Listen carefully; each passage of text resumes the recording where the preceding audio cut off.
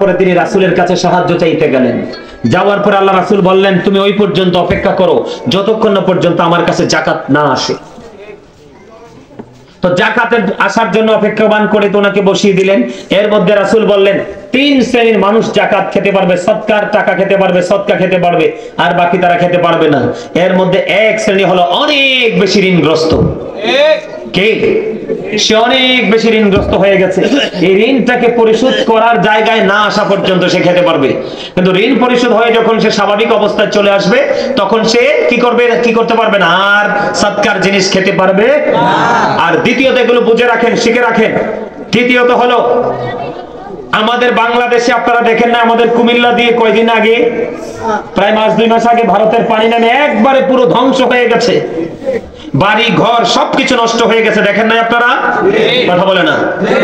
এই প্লাবন যখন হয়, অনাকাঙ্ক্ষিত ঘটনা হয়, ঘর বাড়ি তার আসবাবপত্র সব নষ্ট হয়ে যায়, সেই ক্ষেত্রে সে সাদকা যাকাতের মাল খেতে পারবে যতক্ষণ না পর্যন্ত স্বাভাবিক অবস্থায় ফিরে না আসে। আরেকজন হলো অনেক বেশি অভাবী। চাচা, আপনারা দুইজন ব্লেজারওয়ালা আর আপনি, আপনারা দুজনে কি কথা বলতেছেন? আপনাদের কোনো সমস্যা আছে পার্সোনাল? চাচা, আপনি মুরব্বী মানুষ, এটা একটা ক্লাস। চাচা, এটা একটা ক্লাস। ওই ব্লেজার ম্যানকে আপনি ওদিকে রেখে আপনি এদিকে চলে আসেন, আমার কাছে আসেন, আসেন সামনে, এদিকে আসেন। আমি ওই ওই আমার স্বাস্থ্য বাইরের দিকে পাঠাই দেন। আমার অভ্যাস কি জানে? আমি দীর্ঘদিন শিক্ষকতার পেশায় ছিলাম, আমার অসংখ্য স্টুডেন্ট আছে, আমি ক্লাস করাই অভ্যাস। তো এই জন্য আমি যখন আলোচনা করি আমি মনে করি ক্লাস করাচ্ছি, তখন আমার কেউ কথা বললে আমার মধ্যে কি আসে, আমার ফিলিংসটা নষ্ট হয়ে যায়, আমার কাছে ভালো লাগে না। কারণ আমার রাসূল বলেছে, যেখানে স্টুডেন্টরা অমনোযোগী হবে সেখানে তুমি দ্বীনের শিক্ষা দেওয়া থেকে নিজেকে বিরত রাখো। কারণ ওই ওয়াজটা যদি আমি আপনার ব্রেইনেই ঢুকাইতে না পারি তাহলে ওয়াজ করে লাভ কি? এখন ওয়াজ করলাম, আপনি একটু পরে সব হজম করে ফেললেন, তো এই ওয়াজ দিয়ে তারারও লাভ নাই, আমি হয়তো লাভবান, কারণ আমার ঘন্টার পর ঘন্টা সময় দেওয়া এটা বিফলে যাবে না, কিন্তু আমি তো আপনাদেরকে লাভবান করতে আসছি। আপনারা অত্যন্ত গুরুত্বপূর্ণ মেসেজ আপনারা খেয়াল করেন। মানে আমরা হুট করে কারো কাছ থেকে গিয়ে কি করতে পারবো না, সাহায্য চাইতে পারবো না। পারবো? নবীজি কি শিক্ষা দেয়? অনেক বেশি ঋণগ্রস্ত মানুষ সাহায্য নিতে, আরেক মানুষ আরেকটা দুর্ভিক্ষের কবলে পড়েছে, বন্যায় প্লাবিত হয়ে আসমানি গজব এসে ধ্বংস হয়ে গেছে, সেই ক্ষেত্রে সে কি করতে পারবে, সাহায্য নিতে পারবে। আরেকটা হলো 3 নাম্বার যেটা রাসূল বলেছেন, 3 নাম্বার হলো একজন ব্যক্তি অনেক বেশি অভাবী, কিন্তু একজন ব্যক্তি সে অভাবী, খেয়াল করেন কৌশলটা, অনেক বেশি সে অভাবী, কিন্তু সে অভাবের কারণে পথ চলতে পারে না, কিন্তু তার সে নিজেকে নিজে অভাবী বললে কিন্তু আপনি সাহায্য করতে পারবেন না। আল্লাহ রাসূল বলেছেন, তার বংশের মধ্যে, তার গোত্রের মধ্য থেকে 3 জন লোক, কয়জন? 3 জন সুস্থ মস্তিষ্কের বিবেকবান সেন্সিবিলিটি সম্পন্ন পারসন, 3 জন ব্যক্তি সাক্ষী দিতে হবে হ্যাঁ সত্যিকারে সে অভাবী, তাহলে সে কি করতে পারবে, যাকাত নিতে পারবে। এখন আমাদের দেশে রমজান মাস যখন আসে আপনারা দেখবেন ধনী নাই গরিব নেই, যে চলতে পারে সেও। এখানে আরেক বলে রাসূল বলেছেন, একদিনের খাবারও যার ঘরে আছে সেও কি করতে পারবে না, সাহায্য নিতে ভিক্ষা করতে পারবে না। তাহলে বুঝেন, যে অর্থ বাড়ানোর জন্য, কি বাড়ানোর জন্য, ধন সম্পদ বাড়ানোর জন্য আমাদের দেশে কুমিল্লায় একটা আছে ভিক্ষা করে, আমি তো মনে করছি সে সত্যি ভিক্ষুক।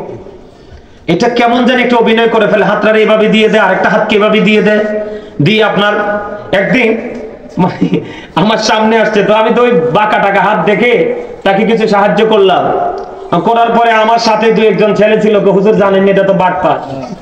আমি কি হুজুর, এটা শহরে বাড়ি আছে, একটু পরে দেখবেন এখান থেকে গেছে ফ্রি হাঁটাহাঁটি করে, পরে খোঁজ খবর নিয়ে দেখলাম আসলে তার কি আছে, বাড়ি আছে। এইরকম ভিক্ষুক আছে না নাই?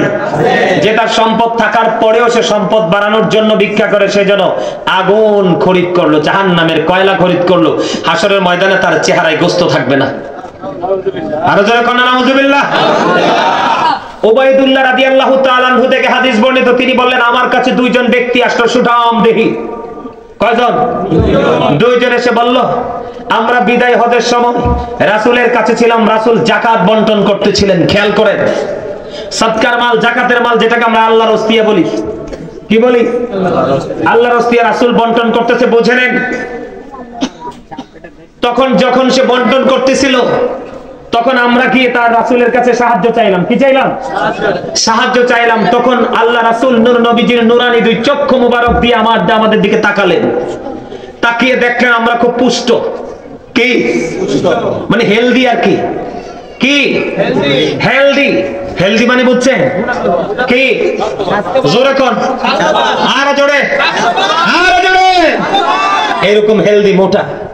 তো নবীজি আমাদের দিকে চোখ তুলে তাকালেন, তাকিয়ে দেখলেন আমরা হেলদি, মোটা, আমাদের কর্ম করার ক্ষমতা আছে। আমার নবীজি আমাদের দিকে তাকায়া দেখলেন যারা কর্ম করতে সক্ষম তাদের এই মালের মধ্যে কোনো হক নাই। তোমরা যদি চাও আমি তোমাদেরকে যাকাত দিব রে, কিন্তু এখানে তোমাদের কোনো হক নাই। কি নাই? আপনি কিন্তু ধনী না, কি না? আপনি কিন্তু গরিবে, আপনার অল্প কিছু সম্পদ আছে, কিন্তু আপনি সুপুষ্ট, মোটা, হেলদি। আপনি কিন্তু কর্ম করে আপনার লাইফ স্টাইলকে চেঞ্জ করতে পারেন, আপনার ফিউচারকে ব্রাইটনেস করার জন্য প্রক্রিয়াটা আপনি অবলম্বন করতে পারেন। সেই ক্ষেত্রে রাসূল বলেছে এখান থেকে তুমি যাকাত নিতে পারো না। তুমি চাইলে আমি দিব, কিন্তু তুমি যাকাত নিতে পারো না। তাহলে এখান থেকে আপনারা এবার রমজান মাসে যদি আপনারা আল্লাহর রাস্তায় দান সদকা করেন, খুঁজে খুঁজে দেখে দেখে নিজের হাতে দিবেন। এই দেওয়ার ক্ষেত্রে রাসূল একটা শিক্ষা দিয়েছেন। মা আয়েশা প্রশ্ন করলেন, নবী গো, আমার দুইজন প্রতিবেশী আছে। কয়জন? দুইজন প্রতিবেশী আছে, আমি কাকে আঁকি দিব? নবীজি বললেন তোমার ঘরটা, তোমার ঘরের সাথে যার ঘরটা তোমার খুব কাছে তাকে আঁকে দাও। তার মানে আপনার নিকটস্থ প্রতিবেশীকে আঁকি দিবেন, এরপর একটু দূরে, এরপর একটু দূরে, এরপরে শ্বশুর বাড়ি। কিন্তু এখন আমরা এত দুষ্ট, বউ যদি একটু কান পরা দে হুজুরের কথা শুনি না, শ্বশুর বাড়ি আগে পাঠাই। বরকত হইব থেকে কোন কথা বলে না কেন? বরকত হইব? নবীজি বলেছেন কি, কাছে যে আছে তাকে আগে দাও, পরে দূরে দাও। কথা বুঝতে পারছেন আমার? তাহলে রমজান মাসে হুট করে কেউ আসলে তাকে সাহায্য করা যাবে না। কথা বলেন, কি করা যাবে না? যার দুই বেলা খাবার খাওয়ার ক্ষমতা আছে, বস্ত্র আছে একটা পরার মতো, তারপরেও সে কি করতে পারবে না? যাকাত নিতে পারবে না। আমাদেরকে এই কথাগুলো মনে রাখতে হবে। আরেকটা এক্সাম্পল আমি আপনাদেরকে দিয়ে যাই, নিবেন? আমি এই আলোচনাটা করে আলোচনা শেষ করে দিব, দোয়া করে দিব। তাবারক আছে? এত মানুষ তাবারক দিবেন কিভাবে? আরে মুনাজাতের ভিতরে দিবেন না, কেমনে দিবেন সেটা তো ডিসাইড করবা আমি, সেটা সিদ্ধান্ত করবা আমি। আপনি তো আমাকে বলবেন না, আমি বলবো, সিস্টেমটা আমি করবো। কিন্তু এখানে তো আপনারা হাঁটতে পারবেন না তাবারক নিয়ে। কে নিয়ে বের করে দিব? তাবারক দিয়ে বের করে দিবা? আচ্ছা ঠিক আছে, এত বেশি কথা কইও না। এবার আসেন, আমাদের সমাজের মধ্যে কাঠমোল্লার আর একটা ফিতনা লাগায় রাখছে। কি ফিতনা? ফিতনা লাগায় রাখছে। আমার কথা কয় না, না বো কাছে বইও আসো না, অনেক ডিস্টার্ব করছে আমারে। আমাদের সমাজের মধ্যে একটা ফিতনা আছে, বলবো? মহিলাদেরকে ইমাম সাহেবরা ডাইকা নিয়ে মসজিদে জামাত পড়ায়। নাউজুবিল্লাহ। আছে না নাই? আছে। আরো জোরে আছে। আপনারা কি মসজিদে মহিলারা এই যুগে এসে যাওয়ার পক্ষে না বিপক্ষে? বিপক্ষে। কে কে বিপক্ষে হাত তোলেন? সবাই হাত নামান। আল্লাহু আকবার। ইয়া রাসূলুল্লাহ। সুন্নাত ওয়াল জামাত। নবীর দুশমনেরা, নবীর দুশমনেরা, গাজী সুলাইমান আল কাদেরী সাহেব বিল কমিটির পক্ষ থেকে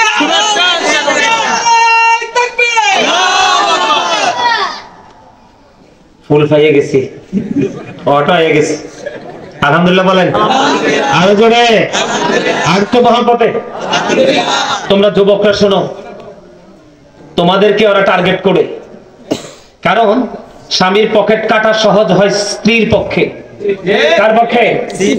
স্বামীর পকেট কাটার দুঃসাহস স্ত্রীর ছাড়া কারোরই নাই। কথা বলেন। সন্তান অতি ইজিলি বাবার পকেটটা কাটতে পারে না, স্ত্রী যেভাবে পকেটটা কাটতে পারে। এই জন্য ওরা মহিলাদেরকে কাবু করে তাদের কাছ থেকে অর্থ হাতিয়ে নেওয়ার জন্য তাদেরকে মসজিদে নামাজ পর্যন্ত বৈধ করে দিছে। হ্যাঁ, আমার দিকে দেখান। নারীরা জন্মগতভাবে আলাদা, পুরুষরা জন্মগতভাবে আলাদা। নারীদের বডি স্ট্রাকচার আলাদা, পুরুষের বডি স্ট্রাকচার আলাদা, নারীদের কবর খনন করার সিস্টেম একরকম, পুরুষের কবর খনন করার সিস্টেম একরকম না। পুরুষের হচ্ছে হাত বাঁধা, নিয়ত বাঁধা। কি বাঁধা? এদিকে তাকান, এইদিকে তাকান। এই যে আমি নিয়ত বাঁধলাম, বৃদ্ধাঙ্গুল কনিষ্ঠ আঙ্গুলি দ্বারা কবজিটাকে চেপে ধরে 3টা আঙ্গুলে হাতের ইয়ার উপরে দিয়ে আমরা ছেড়ে দিলাম, আমরা নিয়ত বাঁধলাম। আর নারীদেরটা হচ্ছে বুকের উপর হাত রাখা। বুঝলেন পার্থক্যটা? জন্মগতভাবে নারী আলাদা, জন্মগতভাবে পুরুষ আলাদা। অনেক ক্ষেত্রে, বিশেষ করে ইবাদতের ক্ষেত্রে নারী এবং পুরুষের পন্থাটাও আলাদা আলাদা। বুঝে নেন। হযরতে আবু মুহাম্মদ শাইবানী রাদিয়াল্লাহু তাআলা আনহু তিনি বলতেছেন, আমি দেখতে পাইলাম আব্দুল্লাহ ইবনে মাসউদ রাদিয়াল্লাহু তাআলা আনহু একজন নারী জুম্মার দিনে জুম্মার নামাজ পড়তে আসছে। কি করতে? জুম্মার নামাজ পড়তে আসছে। আমি দেখলাম আব্দুল্লাহ ইবনে মাসউদ রাদিয়াল্লাহু তাআলা আনহু ওই মেয়েটাকে, মহিলাটাকে মসজিদ থেকে বের করে দিলেন আর বললেন, তোমার জন্য মসজিদের চাইতে তোমার ঘরের অভ্যন্তরে নামাজ পড়া অনেক উত্তম। আচ্ছা, আপনারা যারা আছেন কোরআন হাদিসের কোনো দলিলের দরকার নাই। আপনি ধরেন চাকরি করেন, কি করেন? আপনারা কি করেন? চাকরি করেন। আপনি যদি রাতের 8টা বাজে কি আপনার বিবিটাকে একলা পাঠাবেন নামাজ পড়ার জন্য মসজিদে? কোন কোরআন হাদিসের দলিল দিব পড়ে, কিন্তু আপনার পুরুষ হিসাবে, স্বামী হিসাবে একটা নারী কি রাস্তায় বাইরে হলে নিরাপদ নাকি অনিরাপদ? 100% না? এই যুগে আরো বেশি অনিরাপদ। আল্লাহর হাবিব বলেছেন, একটা পুরুষ যদি ঘরে নামাজ না পড়ে মসজিদে এসে জামাতে পড়ে 1 রাকাতে 25 রাকাতের সওয়াব। আর একটা নারী যদি বাইরে এসে নামাজ না পড়ে ঘরের অভ্যন্তরে, ঘরের অভ্যন্তর মানে বুঝছেন একেবারে গোপন কক্ষ, কথা বুঝতে পারছেন? রাসূল বলেছেন, একটা নারী যদি গোপন কক্ষে ঘরের অভ্যন্তরে 1 রাকাত নামাজ পড়ে তাহলে তার আমলনামায় 25 রাকাতের সওয়াব দেওয়া হয়। বিষয়টা ইজি না? আরো জোরে বলেন, আরো জোরে। নারীদের হযরতে উম্মে হুমাইদ রাদিয়াল্লাহু তাআলা প্রশ্ন করলেন, ইয়া রাসূলুল্লাহ, আমি আপনার পিছনে নামাজ পড়তে জামাতে পছন্দ করি। আমার নবীজি বললেন, আমি জানি তুমি আমার পিছনে নামাজ পড়তে পছন্দ করো, কিন্তু তোমার আমি নবীর চাইতে, আমি নবীর পিছনে নামাজ পড়ার চাইতে তোমার ঘরের অভ্যন্তরে নামাজ পড়া অনেক উত্তম। আমার নবীর চাইতে সম্মানী ইমাম আর কে হতে পারে? কথা বলেন না কেন? আমার রাসূলের চাইতে সম্মানী সৃষ্টি জগৎ আর কে হতে পারেনি? আমার নবী যদি উম্মে হুমাইদকে যদি নবীজির পিছনে নামাজ পড়ার অনুমতি না দেয়, তো আমি সলিমউদ্দিনের ফলে কলিমউদ্দিন অনুমতি দেওয়ার অর্ডার দিছে কে? আরো জোরে বলেন। আমার কথা বুঝতে পারছেন? চাচা কথা ঠিক আছে? মন মতো হয়েছে? আপনারও তো আমার পছন্দ হয়েছে 100-100। আমি ওনাকে খুশি করার জন্য বলি নাই, যুবক তোমাদেরকে বলছি, এটা ওয়াজ। কেন বলছি? চাচারও পছন্দ হয়েছে 100-100। আমরা একটু দাঁড়া, এদিকে আইয়েন, তুমি একটু আগাও। এই তোমরা হাসছো না, এটা আমি হাসির পাত্র নই। আসেন আমার দিকে, আসেন, এদিকে আসেন, একটু কষ্ট হইব। এই আমার চাচার দিকে তোমরা সবাই তাকাও তো। সবার চাইতে কি আমার চাইতে কি স্মার্ট লাগে না? লাগে কিনা? তোমরা যে হাসলা, তোমরা তো বুঝো নাই। ওনাকে দেখছো, মনে হয় যে ওনার আজকে ঈদের দিন। উনি আজকে কি করেছে? এই জান্নাতের বাগানকে তিনি সর্বোচ্চ মর্যাদা দিয়েছে। এটাই হলো মুমিনের চরিত্র এবং রূপ। তুমি দোকানে যেটা পরে আছো, তুমি এখানে সেটা পরে আসছো, তাহলে দোকান আর জান্নাতের বাগানের মধ্যে তুমি ডিসটেন্স তৈরি করতে পারো নাই। তুমি বাজার করতে যে পোশাক পরে যাও, সেই পোশাক পরে তুমি জুম্মার নামাজ পড়তে যাও, বাজার আর মসজিদের মধ্যে তোমার কাছে কোনো পার্থক্য নাই। এখানে ওয়াজ আছে, যান বসেন, একটু কষ্ট দিছি আপনাকে। আমাদের কেন বললাম, তোমরা যে ডিজিটাল পোশাক পরে ইহুদিদের স্টাইল, ইমানদারদের স্টাইল না, কোরআন হাদিসের স্টাইলিশ পোশাক না। তোমরা যখন আল্লাহর গোলামি করতে যাবে, জান্নাতের বাগানে যাবে, জান্নাতের মেহমান হয়ে আসবে। কারণ তোমরা যারা জান্নাতের বাগানে এসেছো, এখানে তোমাদের প্রত্যেকের জন্য জান্নাতি খাবার আছে। এখানে ওয়াজ কোন দিকে করব? আমাদের সমস্ত অঙ্গে ব্যথা মলম কোথায় দিব? আপনি মেডিসিনটা ইউজ করবেন কোথায়? এটা অ্যাপ্লাই করবেন কোন জায়গাটার মধ্যে? কারণ আপনি তো ওখান থেকে বের হয়ে গেছেন, আপনি আছেন কমার্শিয়াল ডিজিটাল বাংলাদেশ নিয়ে। কিন্তু ডিজিটালাইজ আপনাকে নিয়ে যাবে অবর্ণনীয় কষ্টের জায়গা জাহান্নামে। জোরে বলেন ঠিক। আপনাদের প্রত্যেকের আমি আপনাদেরকে বলে দেই, এই নামাজের যেহেতু বিষয়টা আসছে, আল্লাহ রাসূল বলেছেন যেই ব্যক্তি অন্য সব দিনের চাইতে উত্তম রূপে গোসল করে জুম্মার দিন, সবচেয়ে দামি জামাটা পরে, সবচেয়ে দামি জামা বলতে শার্ট আর গেঞ্জি না, পাঞ্জাবি, কারণ পাঞ্জাবি পরে নামাজ পড়া, লম্বা জামা পরে নামাজ পড়া অতিরিক্ত সুন্নাহ। সুবহানাল্লাহ। আপনি নামাজের সওয়াব তো পাবেনই, শুধু পাঞ্জাবিটা পরার কারণে আপনি অতিরিক্ত সওয়াব পাবেন। সুবহানাল্লাহ। জুম্মার দিনে কেউ অন্য সব দিনের চাইতে উত্তম রূপে গোসল করবে, সবচেয়ে সুন্দর যে স্মার্ট পাঞ্জাবিটা পরবে, সবচেয়ে দামি যদি আতর থাকে আতরটা লাগাবে, লাগিয়ে গাড়ি আছে কিন্তু সে আপনি গাড়ি দিয়ে মসজিদে যাবেন না, হেঁটে হেঁটে হেঁটে হেঁটে মসজিদের দিকে যাবেন, যত কদম দিবেন ততই গুনাহ জড়বে। সরে জোরে কোন সুবহানাল্লাহ। আপনি সবার আগে মসজিদে গিয়ে কি করলেন? প্রথম কাতারে আপনি নামাজে বসে গেলেন। আমার রাসূল বলেছেন তুমি সবার আগে মসজিদে এসে প্রথম কাতারে বসলা, তোমার আমলনামা একটা উট সদকার সওয়াব ঢুকে গেল। এটা শেষ করে আপনি কি করলেন? নামাজটা শেষ করলেন, সব মানুষ বের হয়ে গেল, কিন্তু আপনার মধ্যে কোনো পেরেশানি নাই। আপনি রিল্যাক্স মোডে সুন্নত পড়লেন, ফরজ পড়লেন, ওয়াজিব পড়লেন, সবাই বের হওয়ার পরে আপনি বের হলেন, বের হয়ে হেঁটে হেঁটে হাঁটি হাঁটি পা পা করে একটা দুইটা করে কদম বাড়িয়ে বাড়িয়ে আপনি আপনার বাড়ির দিকে রওনা দিলেন। আমার নবী, আপনার নবী, দো জাহানের বাদশা নবী, রাহমাতাল লিল আলামিন, প্রাণের নবী, তিনি বলে দিয়েছেন কেউ যদি মসজিদে সবার আগে আসে এবং সবার পরে যদি বের হয়, বাড়ি যাইতে যতগুলো কদম লাগে রে, প্রত্যেকটা কদমের বিনিময়ে তার আমলনামায় 1 বছরের সওয়াব দেওয়া হয়। মানে আপনি 1 টাকা দিয়েছেন, কদম মানে 1 টাকা দিয়েছেন, 1 বছরের নফল ইবাদতের সওয়াব, 2 টাকা দিয়েছেন, 2 বছরের নফল ইবাদতের সওয়াব। কারো বাড়ি যাইতে যদি 100 কদম লাগে রে, তোমার 100 বছরের নফল ইবাদতের সওয়াব। তোমরা সেই দিকে খেয়াল করো না, তোমরা আছো কমার্শিয়াল পদ্ধতি নিয়ে, ইবাদতের মধ্যে কোনো ডিজিটালাইজ নাই, কোনো কমার্শিয়াল পদ্ধতি নাই। নবীজি যেটা দেখিয়ে গিয়েছেন ইবাদত সেই স্টাইলে হবে, ব্যতিক্রম করলে তোমার কপাল পড়বে। তার এক্সাম্পল হলো যারা তোমরা জুম্মার দিনে সবার পরে মসজিদে যাও। আমি একটু বন্ধু এটা টিস্যুটা হাতে নিলাম এক্সাম্পল দেওয়ার জন্য। ইমাম সাহেব এভাবে খুতবা হাতে নিয়ে দাঁড়িয়ে গেল, তিনি খুতবা দেওয়া শুরু করলেন, আলহামদুলিল্লাহি নাহমাদুহু ওয়া নাস্তাঈনুহু ওয়া নাস্তাগফিরুহু ওয়া নু'মিনু বিহি ওয়া নাতাওয়াক্কালু আলাইহি। পরে কি পড়ে না? খুতবা দেওয়া শুরু করে দিল।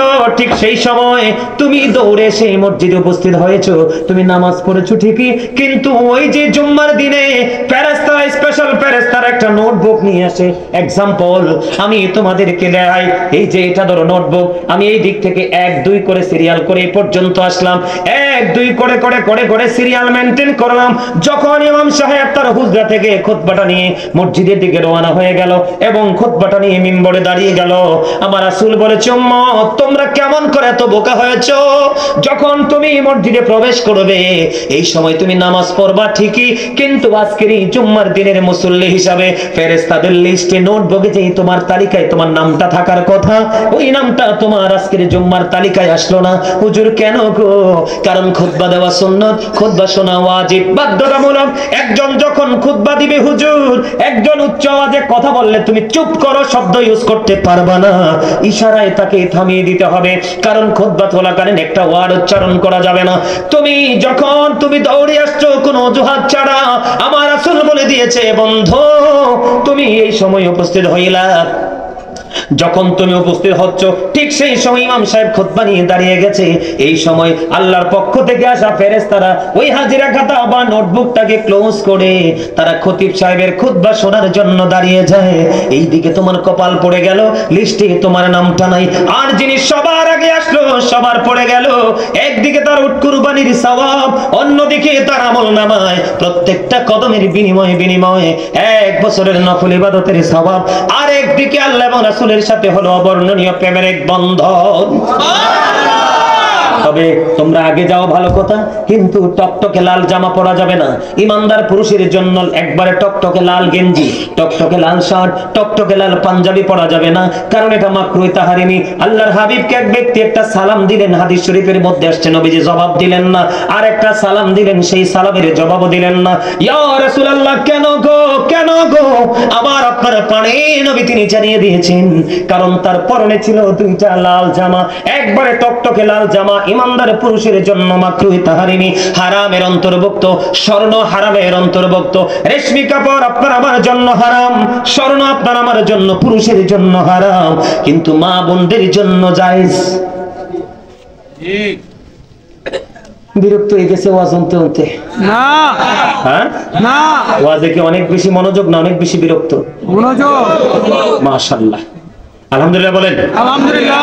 আপনি বুঝতে পারছেন আমাদের সমস্যা কোথায়? এই কারণে চাচারা যখন ঢুকতিস তখন দেখেই বলছি এই ভেরি সাকসেসফুল পারসন, কারণ তার ভিতরে কি আছে জানি না, কিন্তু আজকের দিনের জন্য সে পারফেক্ট। আপনারা প্রত্যেকে আজকে আসতেন এইভাবে জান্নাতি পোশাক পরে, সুন্নতি পোশাক পরে, কিন্তু বুঝেন না, এটা দোষ বলি নাই, আগামী দিন থেকে নেক্সট টাইম থেকে চেঞ্জ করে ফেলবেন। করবেন তো সবাই? হ্যাঁ, কোনো অজুহাতে পাঞ্জাবি ছাড়বেন না তো? কোনো অজুহাতে টুপি ছাড়বেন না তো? ঠিক আছে, ওকে। আবার আসেন, আল্লাহ রাসূল কি বলেছেন? আল্লাহ রাসূল বলেছেন তোমার বারান্দার নামাজের চাইতে উত্তম হলো তোমার ঘরের অভ্যন্তরের নামাজ। নারীদের, কার? নারীদের। মহিলাদেরকে যতই বুদ্ধি দেখবেন এখন চটি বই নিয়ে মহিলাদের ঘরে মহিলা খেদমতকার বাড়িয়ে গেছে। আরে কয় না, কথা কয় না। মহিলা দেখবেন আপনার বাসায় এসে আপনার মহিলাকে ডিস্টার্ব করে দিবে, নষ্ট করে দিবে বুদ্ধি শুদ্ধি দিয়ে। মহিলাদেরকে আল্লাহ এবং রাসূল দিনের দাওয়াতের দায়িত্ব দেয় নাই, এই দেশে পুরুষের ঠাড়া পড়ছে না। কথা কয় কেন? আরে এই দেশে কি পুরুষের অভাব? না। আলেমুল আমার অভাব? না। কারণ ওই গায়েল করা, তাদের দল বাড়ি করা, অর্থ হাতিয়ে নেওয়া। কথা কয় না কেন? আরে আমি আজকে আপনাদেরকে সহবাস করে যাই, মনে রাখবেন একটা নারী তিনটা পুরুষ ছাড়া অন্য কোথাও যেতে পারবে না। কয়টা পুরুষ? একটা হলো তার স্বামী, স্বামীর সাথে তার যেখানে মন চায় সেখানে বিচরণ করতে পারবে। সুবহানাল্লাহ কয়টা? আর একটা হলো তার বাবা, বাবার সাথে যেখানে মন চায় সেখানে যেতে পারবে, ইচ্ছে মতো দেদারসি করতে পারবে, কারণ একটা মেয়ে বাবা এবং মায়ের কাছে সবচেয়ে নিরাপদ। দেখবেন মেয়ে বিয়ের পরে শ্বশুর বাড়ি সুখ হলো না, কিন্তু বাবার দরজা চিরকাল খোলা। আর ভাই যদি হয় ভাইয়ের মতো, ওই ভাইয়ের দরজাটা বোনের জন্য চিরজীবন খোলা। আরো জোরে কয় না? আরো জোরে। সম্মানিত উপস্থিতি, আরেকটা হলো আগুন পানি ভালো বন্ধ ন্যায় অন্যায় বোঝে কোয়ালিটিফুল ওই নারীর সন্তান।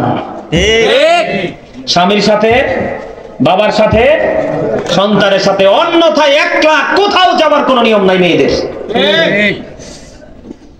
আপনি যে খুশি হয়েছেন, আরে অমুকের বউটা কি বালা, দিনের দাওয়াত দেয়, গজব তো। আরো জোরে কয়, আরো জোরে। আল্লাহ কয় অকারনা ফি বুয়ুতিকুন্না ওয়ালা তাবাররাজনা তাবাররুজাল জাহিলিয়াতিল উলা। কথা কি বুঝতে পারছে?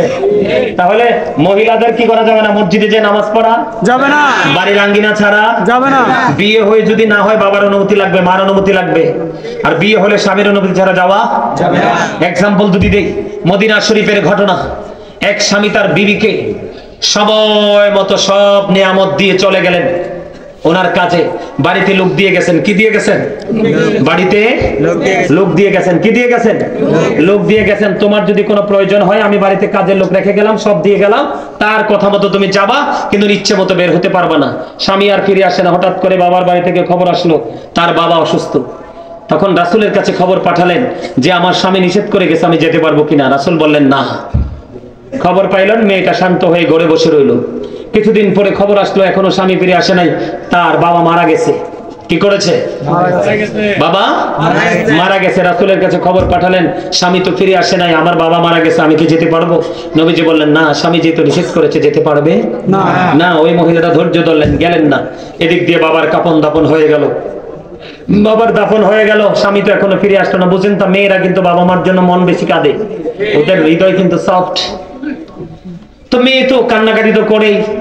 দিন চলে গেল, রাত যখন হলো আমার রাসূলের কাছে খবর চলে আসলো শুধু স্বামীর কথা মানার কারণে, নবীজির কথাকে মূল্যায়ন করার কারণে আল্লাহ তার বাবার সমস্ত জীবনের গুনাহ মাফ করে দিয়ে তাকে জান্নাত করে দিলেন। শুধু যে একটা ছেলে আলেম হইলে বাবা মা লাকি হবে এমন না, একটা মেয়েও যদি আল্লাহওয়ালা হয়, এই মেয়ের উসিলা তার শ্বশুর শাশুড়ি তার বাবার বংশধর কি হবে, মুক্তি পাবে, আল্লাহ রাব্বুল আলামিন দিতে পারে। কারণ নেককার মায়ের গর্ভ থেকে নেককার সন্তান, বোঝেন নাই সহজ ভাষা, তেঁতুল গাছ লাগাইলে কি হয়, তেঁতুল হয়, পেঁপে গাছে কি হয়, ঠিক তেমনি আল্লাহওয়ালা পিতা মাতার গর্ভ থেকে আল্লাহওয়ালা সন্তানই হয়, ঠিক না ঠিক? আরো জোরে। আপনারা খুশি হয়েছেন না কষ্ট পাইছে? কষ্ট পেলে কিছু করার নাই, হেসা কথা কইছি, সত্য বলেছি। কারণ সত্যটা একটু টক হইলেও সত্যটাই বলতে হয়, এমনি মিথ্যায় আমাদেরকে ধ্বংস করে দিছে। আসি আপনার কোথায় চাষারা সমনিতে কোথায় আপনি ফোন দিয়েছেন, আমি কইতেছি এই বেটা তোমার ঘরের লগেই তো, মিথ্যা কথা না? এই জন্য রাসূল বলেছে মানুষ হাসতে হাসতে এমন অপরাধ করে মাসরিক থেকে মাগরিব পর্যন্ত জাহান্নামের দিকে যায়। তার মানে পৃথিবীর এক প্রান্ত থেকে আরেক প্রান্ত পর্যন্ত যতটুকু রাস্তা, ততটুকু সমপরিমাণ রাস্তা সে জাহান্নামের দিকে এগিয়ে যায়। নাউযুবিল্লাহ। আরো জোরে, আরো জোরে, মহব্বতে। সম্মানিত উপস্থিতি, তাহলে নবীজি বলেছেন আমি আমার উম্মত গুলোকে মাজায় ধরে ধরে জাহান্নাম থেকে বাঁচাতে চাই, কিন্তু আমার হাত ফসকে জাহান্নামে পড়ে যায়। তার মানে আমি যে রাস্তা দেখিয়েছি তোমরা সেই রাস্তায় হাঁটো, তোমরা জান্নাত পর্যন্ত পৌঁছে যেতে পারবে, কিন্তু নিজে রাস্তা তৈরি করে হেঁটো না, সেই রাস্তার শেষে গিয়ে দেখবা জাহান্নাম সামনে দাঁড়িয়ে আছে। মহব্বতে, আমার আজকে যারা আইসে আলোচনা শুনছে তারা নতুন, সব পুরান ভক্ত নাই, আছে না? নাই, পুরান ভক্ত থাকলে এতক্ষণ আমরা পাগল করে ফেলতো গজল গাওয়ার জন্য, ঠিক না ঠিক? নাই না আশেকের শর্ট কে? আশেকের রাসূলদের কি না একটা গাওয়া যায় না? আরে না 10 টাকা, আরে না বেটা 10 টাকা একটা গাইতা কে কে গজল গাওয়ার পক্ষে?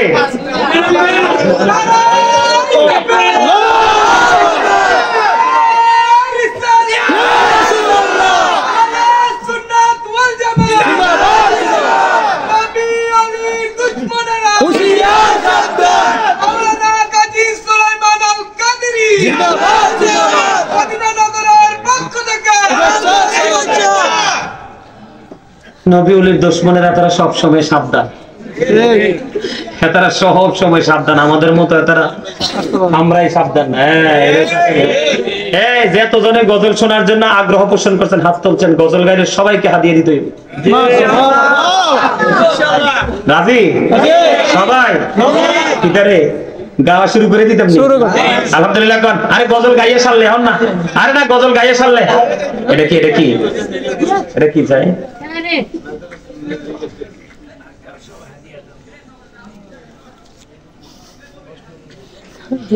একজন নেককার আল্লাহওয়ালা স্ত্রীর মর্যাদা, একজন একবারে সোজা যদি বলি, একজন আল্লাহওয়ালা স্ত্রীর মর্যাদা এটা এত বেশি,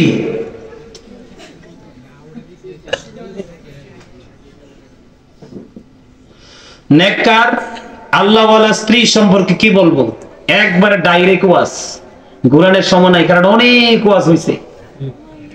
আল্লাহ রাসূল বলেছেন ফাতেমাতু সাইয়্যিদাতু নিসাই আহলিল জান্নাহ, রাসূল বলেছেন mother Fatema is the leader of females in জান্নাহ।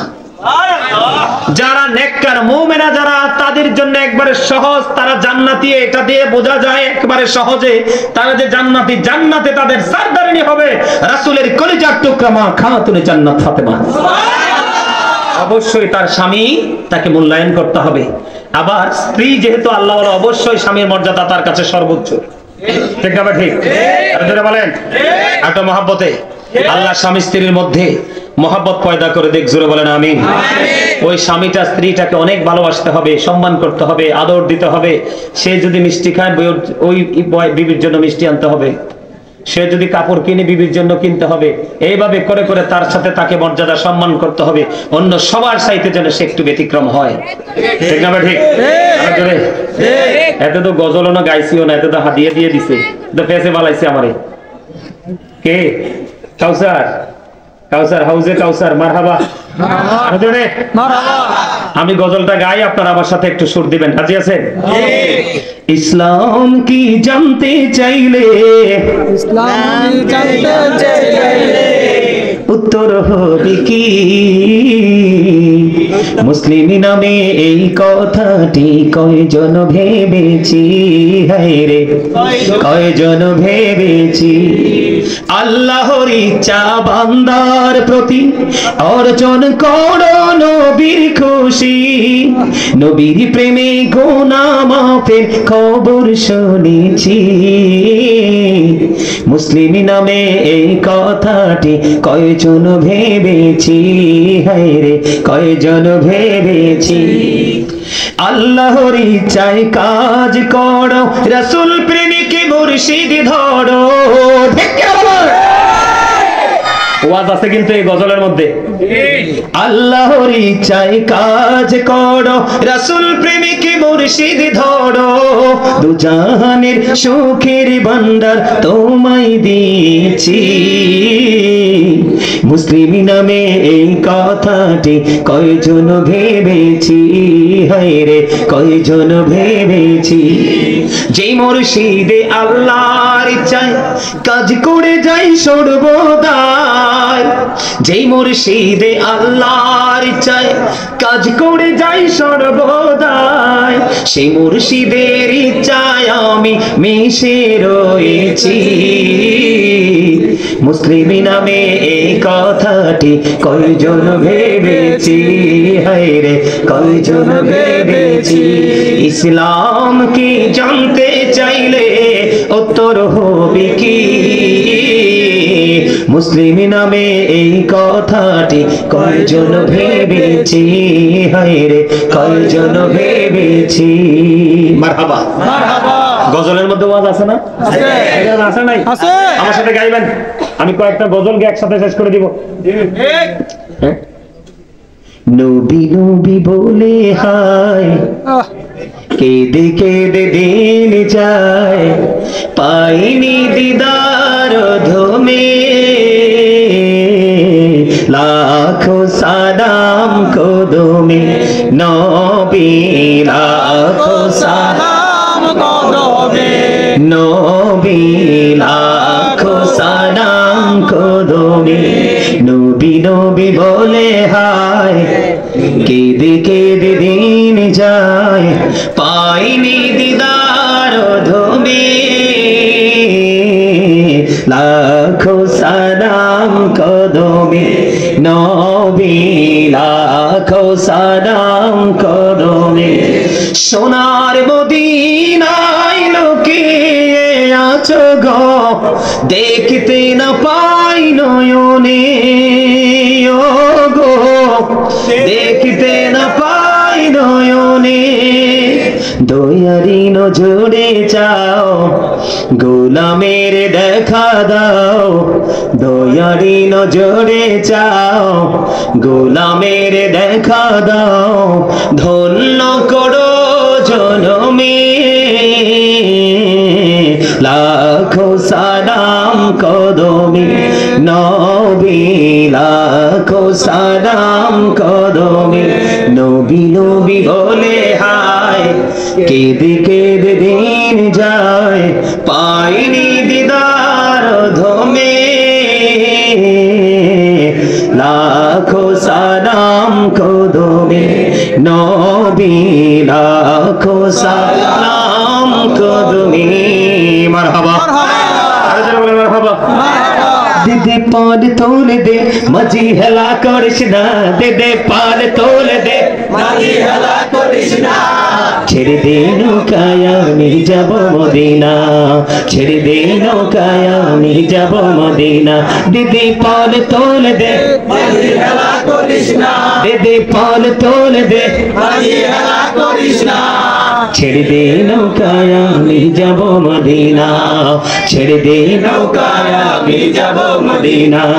মক্কায় নবী এলো মা আমেনার ঘরে, হাসিলে হাজার মানে কাঁদিলে মক্কা ঝরে। দয়াল মুর্শিদ যার শাখা তার কিসের ভাবনা, দয়াল মুর্শিদ যার শাখা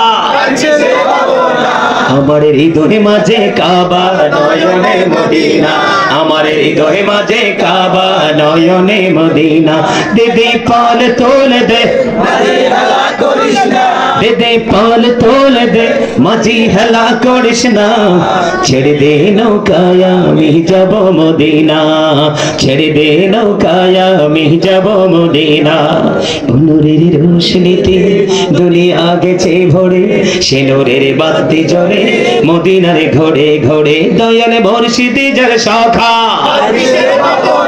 দয়ালে মুর্শিদি যার সখা তার কিসের ভাবনা আমার হৃদয় মাঝে কাবা নয়নে মদিনা আমার হৃদয় মাঝে কাবা নয়নে মদিনা দিদি পাল তোল দে মাঝি হেলা করিস না দিদি পাল তোল দে মাঝি হেলা করিস না ছেড়ে দে নৌকায় আমি যাব মদিনা মারহাবা বলেন আমরা আশিকে রাসূল আমরা যতক্ষণই আলোচনা করি কিন্তু নবীজির শান না গাইলে আমাদের পরিপূর্ণতা আসে না ঠিক কিনা বলেন নবীজির শান না গাইলে পরিপূর্ণতা আসে আসে না আরেকটা গজল গান গোলাপ নীলম গাদা নীলম নীলমে রজনী গন্ধা মনের শোকে মালা গাঁথিব সকাল থেকে সন্ধ্যা মনের শোকে মালা গাঁথিব সকাল থেকে সন্ধ্যা একবার দেখা দাও যদি ও গো কমলিওয়ালা একবার দেখা দাও যদি স্বপ্নে রাত্রি বেলা হাসি মুখে পড়াবো তোমায় হাজার ফুলের মালা বলো ইয়া রাসূলুল্লাহ ইয়া হাবিবাল্লাহ বলো ইয়া রাসূলুল্লাহ ইয়া হাবিবাল্লাহ গোলাপ নীলম গাদা নীলম নীলম রজনী গন্ধা মনের শোকে মালা গাঁথিব সকাল থেকে সন্ধ্যা একবার দেখা দাও যদি ও গো কমলিওয়ালা একবার দেখা দাও যদি স্বপ্নে রাত্রি বেলা হাসি মুখে পড়াবো তোমায় হাজার ফুলের মালা বলো ইয়া রাসূলুল্লাহ ইয়া হাবিবাল্লাহ বলো ইয়া রাসূলুল্লাহ ইয়া হাবিবাল্লাহ মারহাবা আরো জোরে আরেকটা গজল গাইব আমরা ভিন্ন রূপে আপনাদের যার যার মোবাইল আছে মোবাইলের ফ্ল্যাশ লাইটটা জ্বালাবেন জ্বালাইয়া এভাবে খালি হাত নাড়াবেন আর আমি গজল গাইবো ঠিক আছে তোমরা যারা কমিটির লোক তোমরা ভিডিও করে রাখো এটা স্মৃতি হয়ে থাকবে কি হয়ে থাকবে স্মৃতি হয়ে থাকবে অল্প একটু গাইবে পরে শেষ করে দিব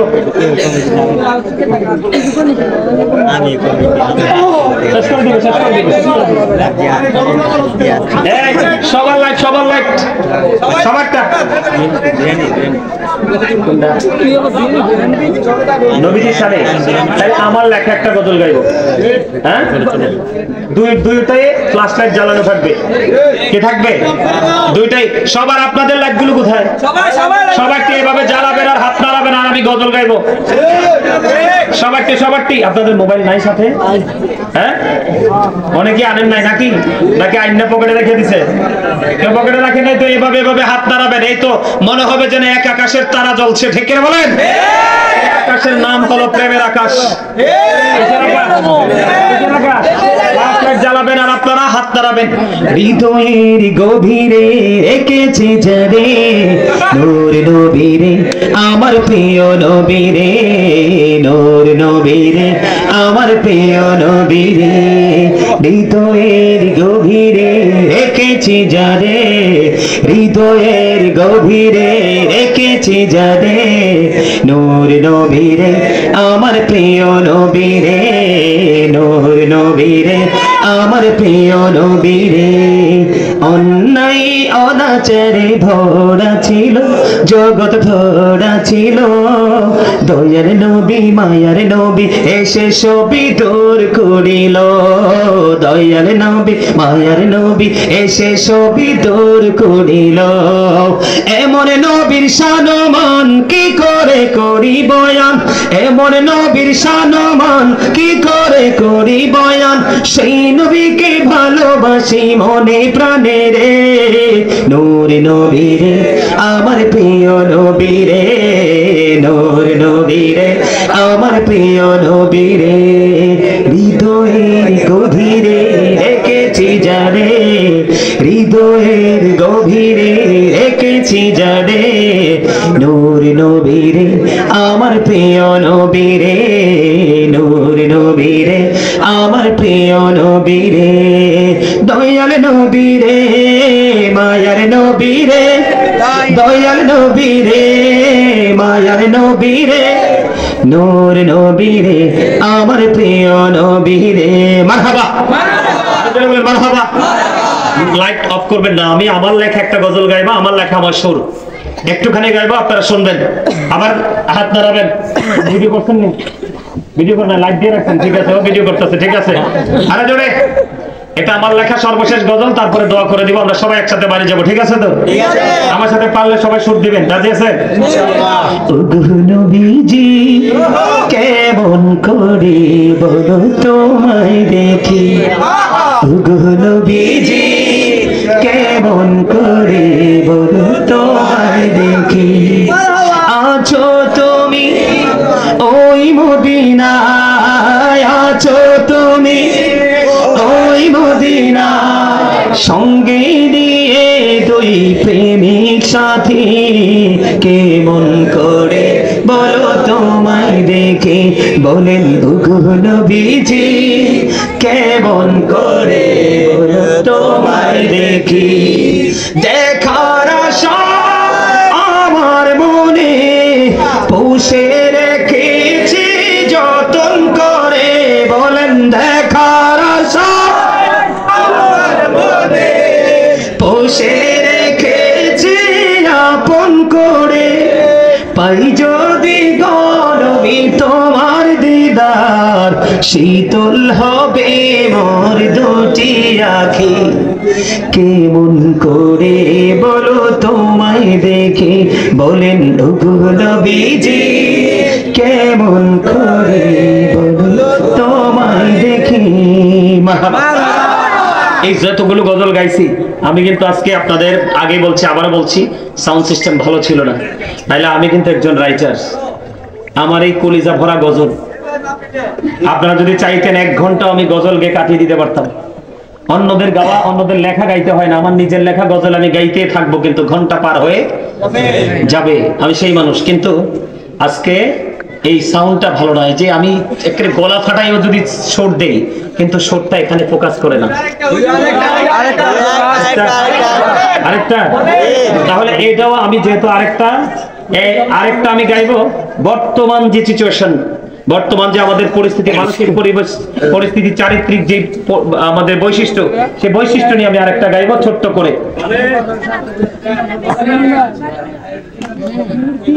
ওরে বাবা, এখানে চোখ দুটো লাল তো। আলহামদুলিল্লাহ বলেন। আমি একটা গজল লিখেছি একটু ব্যতিক্রমী ভাবে, আপনারা আমার গজলগুলো, কারণ আমার এই শব্দটা, আমি বন্ধু শব্দটা আমার খুব প্রিয়। দেখেন আমার ওয়াজ যারা শুনেন তারা জানেন, ম্যাক্সিমাম ওয়াজে কিন্তু ম্যাক্সিমাম সময় বন্ধু বলে ডাক দিই, কারণ আমার আল্লাহ আল্লাহ রাসূলকে বন্ধু বলে ডেকেছেন। আমার আলোচনা যারা শোনে তারা সত্যিকারের আশিকে রাসূল, নবী প্রেমিক। এই জন্য আমার আলোচনার মধ্যে আমি বন্ধু শব্দটাকে বেশি ইউজ করি। তো এইরকম বন্ধু শব্দটাকে অ্যাড করে আমি একটা গজল লিখেছি এবং গেয়েছি, আপনারা কথাগুলোর দিকে খেয়াল করবেন। জুলুম যারা করলা বন্ধ, হারাইলা দুকুল, জনম জনম কে দিও তোমার হবে না মাসুল। একবার ভেবে দেখো না তোমার কোথায় ঠিকানা, একবার ভেবে দেখো না তোমার কোথায় ঠিকানা। এখনো তো আছে সময়, এখনো তো আছে সময়, বুঝো তোমার ভুল। জনম জনম কে দিও তোমার হবে না মাসুল বলেন, জনম জনম কে দিও তোমার হবে না মাসুল বলেন। জুলুম যারা করলা বন্ধু হারাইলা দোকল, জনম জনম কে দিও তোমার হবে না মাসুল। একেবারে ভেবে দেখো না তোমার কোথায় ঠিকানা, একেবারে ভেবে দেখো না তোমার কোথায় ঠিকানা। এখনো তো আছে সময় বুঝো তোমার ভুল, জনম জনম কে দিও তোমার হবে না মাসুল। বৃষ্টি যখন আসে বন্ধু শীতল মরুভূমি, তওবা করো ক্ষমা পাবে বলে গেলাম আমি। বৃষ্টি যখন আসে বন্ধু শীতল মরুভূমি, তওবা করো ক্ষমা পাবে বলে গেলাম আমি। তোমার জীবনে মোহনা কোথায় সে তো জানো না, তোমার জীবনে মোহনা কোথায় সে তো জানো না। ক্ষমা যদি না পাও বন্ধু, ক্ষমা যদি না পাও বন্ধু পাবে না তো কোন, জনম জনম কে দিও তোমার হবে না মাসুল। কিছু বুঝতে পারছেন এই গজলটা দিয়ে? অনেক লম্বা। অনলাইনে তোমরা যদি ভালো লেগে থাকে তোমরা অনলাইন থেকে এগুলো শিখবা, অবসর সময় নির্জনে শুনবা, মানুষের ভিড়ে না, তখন তোমরা বুঝতে পারবা। এই যে দুইটা লাইন, বৃষ্টি যখন আসে বন্ধু শীতল মরুভূমি, ঠিক কিনা বলেন? বৃষ্টি আসলে কি এই খা খা করা পৃথিবীটাকে শীতল হয়ে যায় না? ঠিক তেমনি আপনি যখন অনেক বেশি অপরাধ করার পরে তওবা করবেন, ঠিক তেমনি আপনার কলঙ্কিত অধ্যায় যে আপনার নামটা লেখা হয়েছে গুনার খাতায়, এই গুনাহ নামক কালিমাগুলো তওবা করার পরে মুছে যাবে। কেমনে মুছে যাবে? রাসূল বলেছেন, তুমি তওবা করতে গিয়ে যদি একটা ফোঁটা চোখের পানি ফালাও মাছির মাথার সমান পরিমাণ, তাহলে তোমার জন্য জাহান্নামের আগুন হারাম হয়ে যাবে। সর্বশেষ বক্তব্য আর বলবো না। যদি আরো শুনতে চান, আপনার জীবনে যতগুলো বিষয়ের উপর আলোচনা শোনা দরকার প্রত্যেকটা বিষয় আলোচনা করা আছে অনলাইনে, এক এক দিন এক একটা শুনবেন, অবসর সময়, লোকালয় না, ভিড়ে না, তখন